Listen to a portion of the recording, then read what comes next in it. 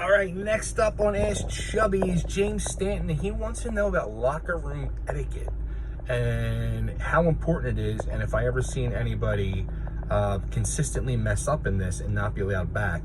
And the truth is, abso-fucking-lutely, it's so important. As a worker wrestler, it was very important to learn, locker room etiquette and how to handle yourself professionally and know how to interact with your coworkers in the locker room, as well as the booker, the promoter, etc., everybody down the line from top to bottom. I just know how to just be a good person and handle yourself like a responsible human being. But there's just some people who just don't fucking get it, and they don't get it in life.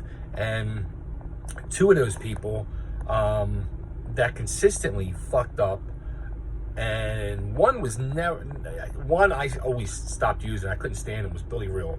Billy Real's attitude was just the shits, and he was just not a good person.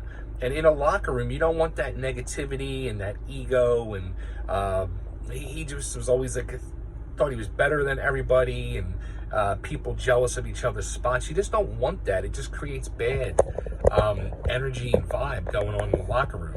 So Billy Real was one person who I always try to keep out of my locker room. Even, I think I might have booked him on one show and he caused a problem. I never used him again. Then he used to beg and beg and beg and beg me. And you hear people in interviews like Bob Artiste and other people who praised my locker room. They thought my locker room was the absolute best because I ran a good locker room, had a great, amazing bunch of people that all got along and loved each other and worked together. But another person was the Rockin' Rebel.